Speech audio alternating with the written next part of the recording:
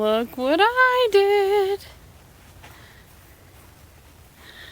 I was on one of the sheep forums on Facebook, and a lady was talking about how she used Christmas lights to light up her barn at night. And I thought, my mom just gave us a bunch of Christmas lights, icicle lights. And Ariel said she didn't need them all for the kids, so what better way to light up the barn, right?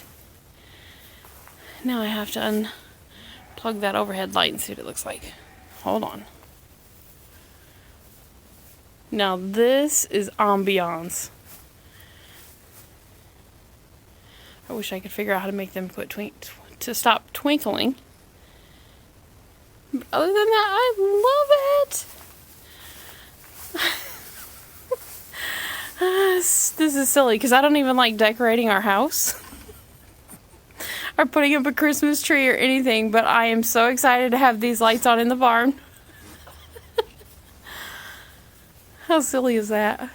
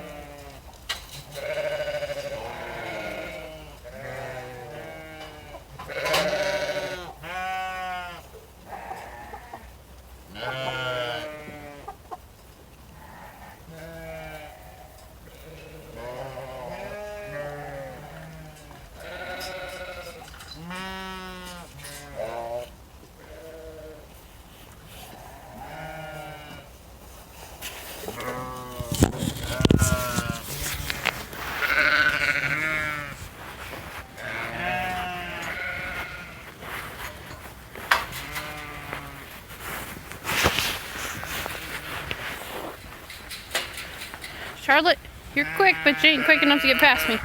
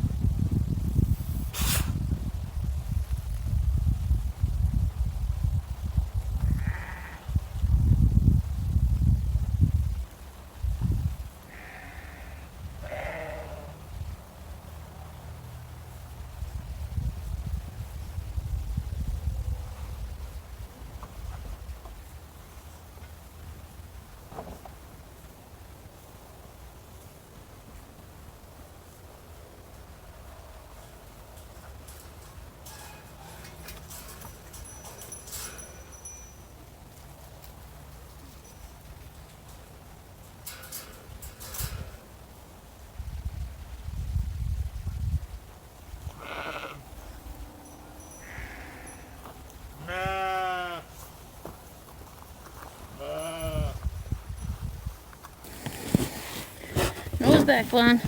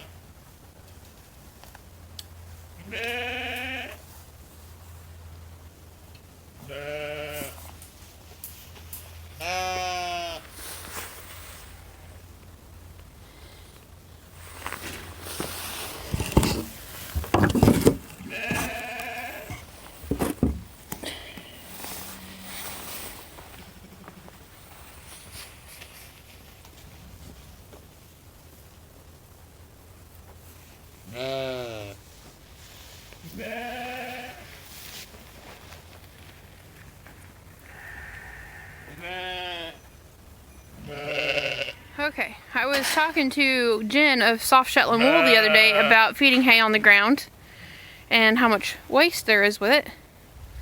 And then using feeders that I've made from stuff that I've had around. So this is a bunk feeder, that's the top part. And then here's the bottom part over here. I separated the two. I feed in this bottom bunk, and they do waste over there, but it's not as bad as it could be. And then I feed all this top bunk. And so I lined this top bunk. Can you see the netting there? I lined it with this netting that I had ordered off eBay. There's 2 layers there because I had to fold it in half. It was for a round bale. You're supposed to put it on there like a slow feed net. It was too thin, and the horses kept, within one use, biting holes in it, ripping holes in it. So I doubled it up, figured out it would fit in this feeder of mine, because I was just using it like that with the holes between. And the sheep would get their heads stuck in there, something fierce. And it was still wasteful. And then I used the cable ties and some twine. And on the bottom, I used cable ties down there to anchor the netting down. And then when the sheep get in here to get eaten, they can grab through these little holes and pull out and eat through there. So I keep the hay pressed down and against the feeder. And to help with that, I put a piece of tin on top to hold it down and keep the tall sheep from eating out the top and dragging it out on top of their friends too. Protects from rain a little bit, whatever. But it really helps with the waste. So all the fines fall through on the bottom, and you'll see them out here a lot of times picking through and eating the fines off the ground, which is nice. And then the coarse stuff that they don't want, it's on the bottom as well. And then I move that around to kind of distribute, because it's muddy out here. Gotta love Missouri weather. So I move that around and build up some, areas with the waste. And it kind of soaks up some of this nasty mud until my brother uses the bobcat in the spring and scoops them all out. So here's the bottom part. Hey, Jim. It's my Romadale CVM Ram Jim. Hey, bud. What are you doing? Huh? You eating your dinner? Hey, Jim. You eating your dinner? He's really friendly. We try not to pet him on the head. I'll touch his nose like that and pet his neck, but he's a really good boy. Got him with 2 meat ewes this year. They're half Katahdin and half Blue-Faced Leicester. And then a Romadale, registered Romadale ewe. And then this is Fritz's group. He's my other CVM Ram. Not related. And he has quite the menagerie of ladies. But anyway, they're all eager to get over to this other side. Well, excuse me, Livy. The sheep named after me. Oh. There goes Barb, one named after my sister. There goes Fritz. Come on, sheep. Come on, sheep.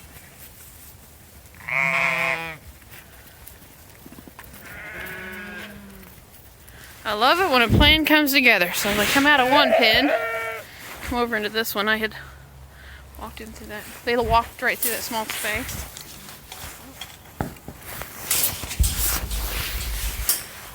It's hard to do things one-handed.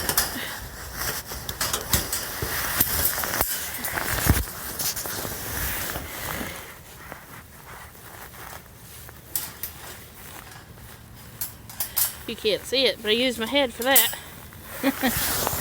Well, anyway, I use pallets a lot. They work really well.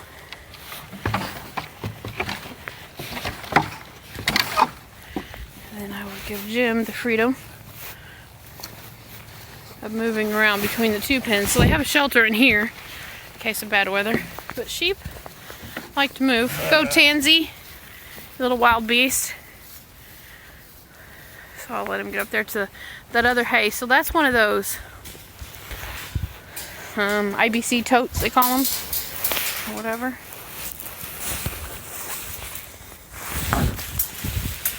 Let's see if I can move this.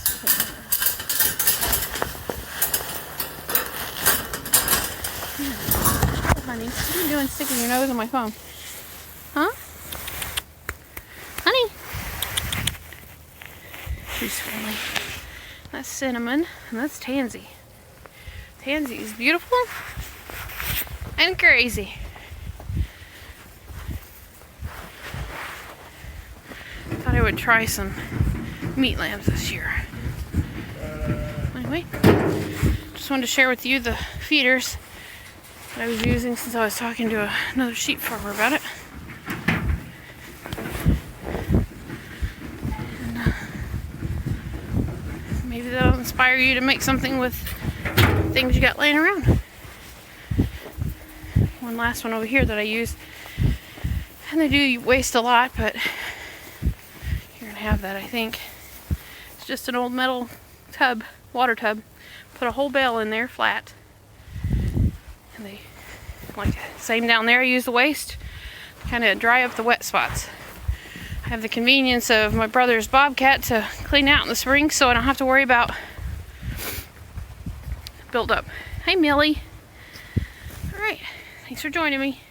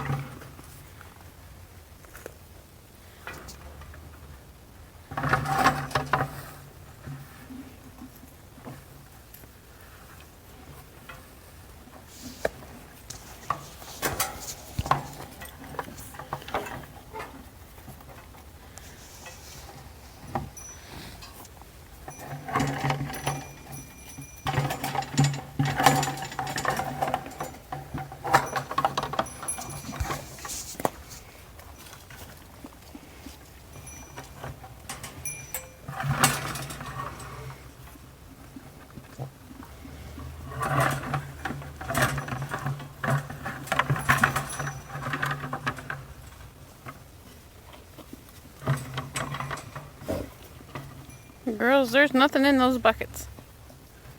You know that's what I pack water with. Mallory. Silly girl.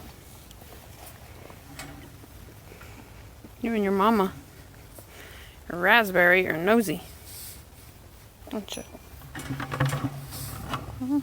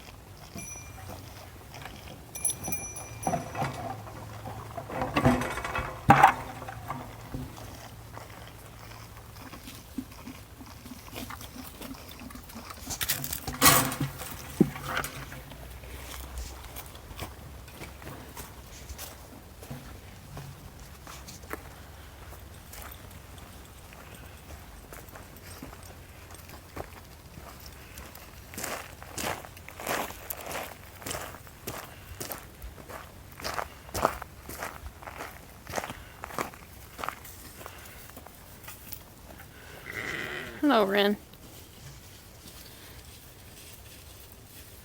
And Snappy. Hey, Snappy.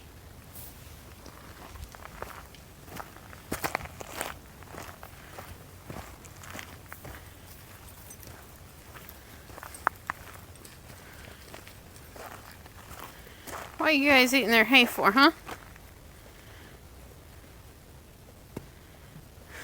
This is Barb.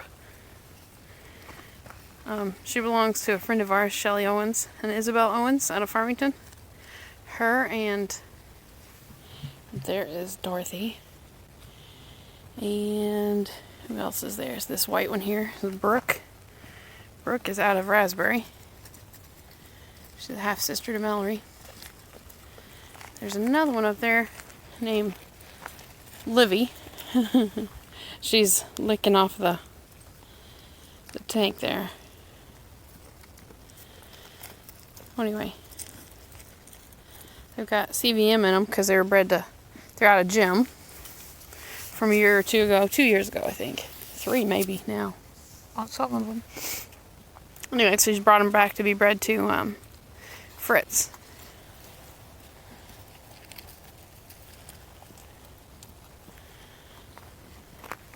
So they're here for a little while.